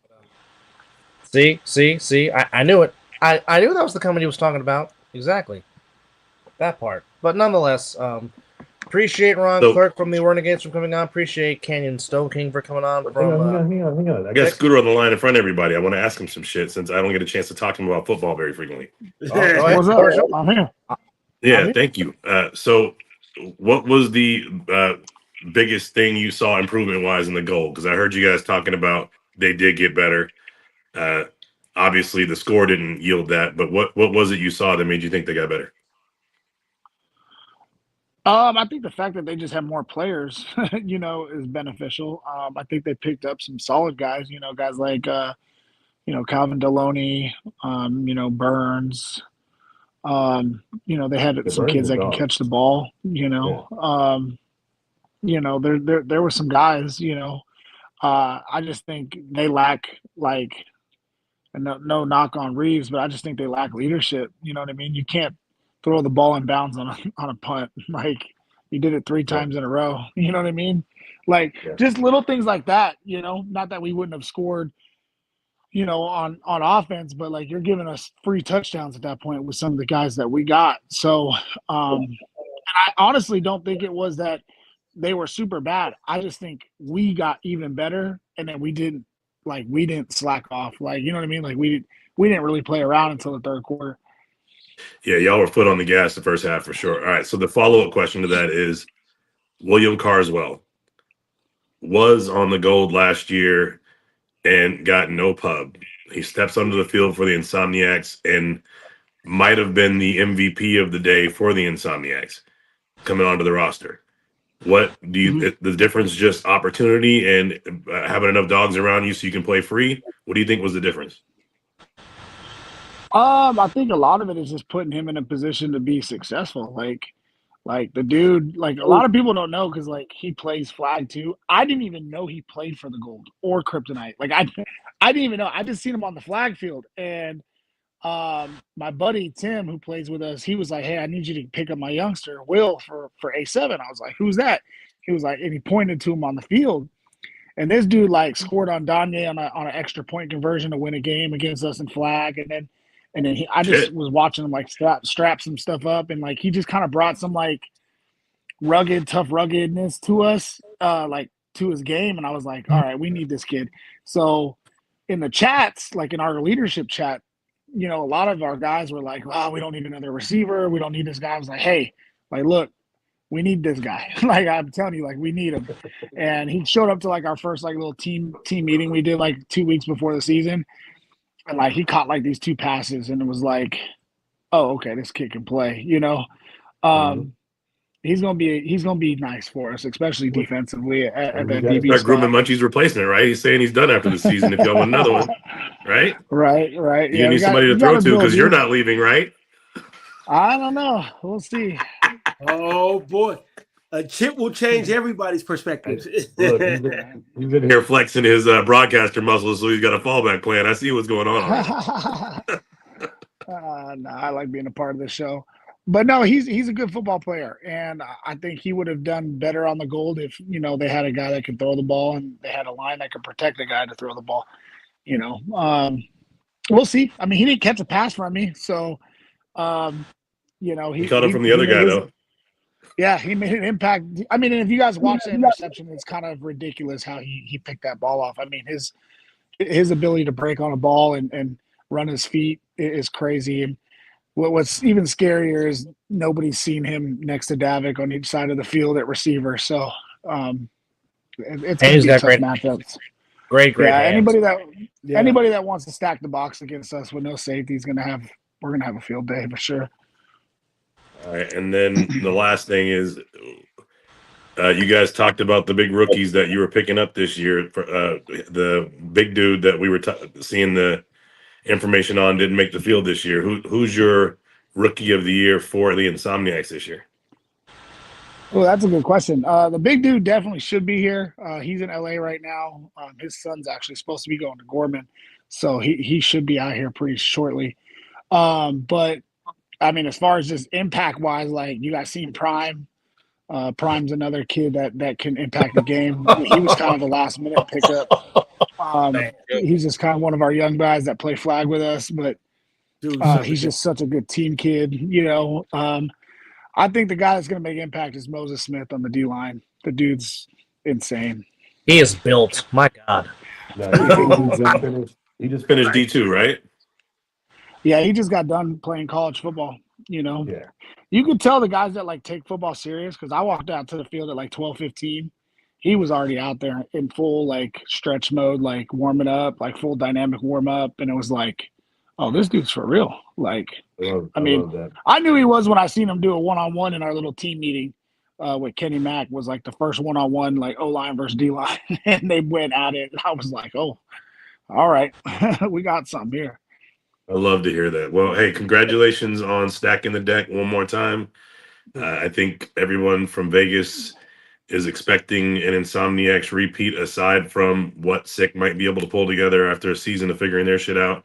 They're the one team that seems to give you guys fits, but you normally come out on top, especially when the money's on the line. So, look, I appreciate you being on the show, too. You bring a lot of insight that we don't necessarily get from the field itself from the West Coast. I know Corey's got it from the East, so really appreciate you being on here. And thank you for allowing me to interview you as a player instead of the broadcaster itself. So I appreciate it. I appreciate it. No, I appreciate it. Anytime. That's my quarterback. My bad, dog. I didn't mean to steal the whole show, bro. I needed some of that action. I've been seeing Scooter on there the last couple of times and didn't have a chance to get it out. Definitely. Hey, Derek, can you repeat the playoff scenario again for some guys? I got Okay. people in my chat wondering. So if you can repeat All right. that. So what we settled on, remember we put up two options. Do you want to do a double elimination or everybody makes it in a 3-week situation? So the second half of the season is a 3-week situation. So the first 3 weeks, 1, 2, and 3 end up getting a bye. One seed gets to bye week 1, 2 seed gets to bye week 2, 3 seed gets to bye week 3. Each of those buys count as a win, right? And it's going to be the highest win percentage is going to dictate who the top 5 is based on win percentage. And ultimately, 4 versus 5 are going to get beat up playing 1, 2, and 3 for the most part. So if either one of them is able to get a win or 2, they'll end up in the 4 spot. Is how it boils down to. And so at that point, the 5 seed drops off, and then it's 1 versus 2, 1 versus 4, 2 versus 3. Winner of that game plays in the chip. That's the current setup. The second alternative setup is if the league says a division champion from another league, from another division, is going to join your division, and we're not going to make that public until it actually happens. Those guys have things that need to happen. They will show up into our playoff as a 2 seed, is how we've set it up.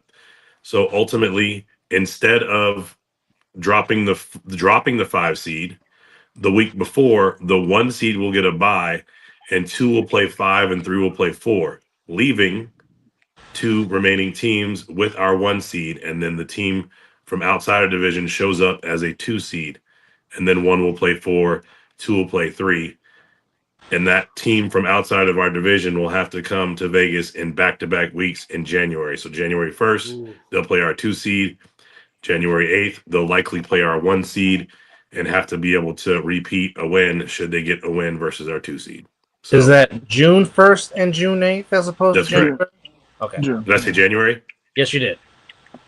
I thought we were in the NFL, dog. My bad. So NFC Championship game, wild card weekend. Yeah. So my bad. I did mean June. Thank you, Dub. I'm a talk before I speak kind of guy. Sometimes I've laid out my thought pattern before I let my lips go, and sometimes shit gets jumbled up. So thank you very much for catching that. Oh, no worries, sir. Just want to. Scooter, that all makes sense? Yeah. Well, hopefully the viewers it did. I don't Did care. it make sense to you? We're gonna play whoever's in front of us. So it don't matter. Naturally. Look. So I just want to make sure that if guys in your chat are asking, that you can turn around and explain it. You can give them this clip and say, "Motherfucker, listen to it 3 more times. You'll get it eventually." Yep. Hour and 45-minute mark. There you go. That's right. All right. Final thoughts because we are really up against it. Can I go first? Go ahead, sir. Awesome, man. To our fans, to our staff members, to our players, to our coaches, to everybody who attends A7FL games. Our game is at Matter Academy next week. Do not show up somewhere else. To our staff who is going to be helping us put the thing together, thank you so much for what you did week 1. You guys covered up a lot of holes we had. Shout out to Devontae Carter for giving us our new connect and plug on some volunteers. We're still trying to see that thing through. If that thing comes together, it's going to be really good things for the overall division and league and the look that we're going to be able to put on the field and the fan experience. So thank you for that. And outside of that, I want to thank the other side of the ball and Corey Hammond, the guys who are here, and everybody who came on as a guest. Thank you for making us worth listening to. Thank you for being raw and real and giving our fans what they asked for. And Mizzle. Yes, sir. Don't ever ask to be on this fucking show again, dog. This is your show. I just try to be respectful. If you ain't figured Well, stop out, that shit. Got it. I'm done. Wait, will you lick my balls? Motherfucker, just Oh wow! you can't ask somebody to lick your balls. Just get on the goddamn show. That was a very passionate take. I'm never asking questions again. Excuse me. Shout out to Chris Rock. That was one of the best skits ever. Yes. All right, I'm done. Quarterback, what you got? Yeah, good luck to the teams out there this week playing on both the West and the East Coast. I look forward to watching it. I'm gonna try to make my way out to Matter Academy to check out the new team that's in the league and see how they fare up against the Hunters and make sure that the school that I currently now work at is being taken care of. Oh, you moved to Madden? I am, yeah. When did that happen? At the end of the first semester. Oh my God! Muncie over there. And Jeremy Reeve's going to be there next year. Yeah. No, that's cool, man. I mean, obviously, I love what you were doing for my alma mater, but obviously, Matter's our big support system, so that's real cool. That's congratulations, I'll man. still That's be coaching cool. at Western. Still be coaching at Western. Oh, I appreciate it. Well, that's different. Western now, so. Yeah. Okay, then. Mr. Mason. I'm just glad A7 is back. Week 1 was very entertaining. It's always good to see Scooter on anything that I'm on. But just ready to look at how this season's going to pan out. My God. And with all these new teams. But A7, baby. Let's go. Senor Rivera. Week 1 was fun. Let's see what happens to week 2. Yes, sir. And I'll just keep it very simple. Anxious to see what this booth at Matter Academy looks like on Sunday. I'm jealous. It's the exact same booth as Pinecrest. Exact same setup, with hopefully with less clutter already there because it's so new. And also looking forward to see the hardest working man in sports, Mel Carey, also this coming week. As missed my guy last week, so definitely happy to see the hardest working man in sports back on Sunday. Please, Mel, show up, please, please. However, again, special thanks to Kanyon Stoneking of SickWidIt for joining us. Special thanks to Ron Clerc from the Renegades from joining us. For Corey, for Scott, for Derek, for Chris, for Missile. I'm Dub, and good luck to all the teams of week 2. May they all come out healthy, and whoever wins is just whoever wins. But we'll be back at you right here next week, episode 127 on the Other Side of the Ball Network. And we'll see you on the Other Side of the Ball. Take care of yourself and each other. Good night. Good to see you, Scooter.